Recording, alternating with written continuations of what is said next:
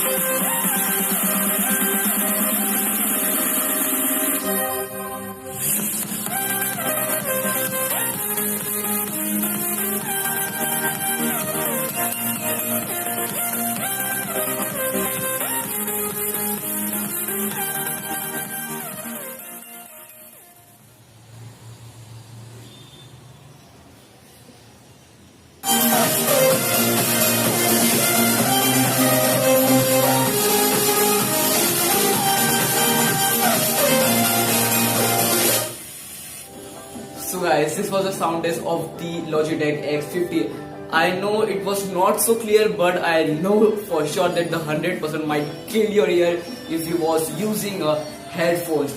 So I hope that gave you a clear idea about the sound test, or if you may not, please comment down below. Comment down below your thoughts and query. If you like it, give it a thumbs up. If you don't, give it a thumbs down. And let me know anything you want to ask about the speaker or about the mobile.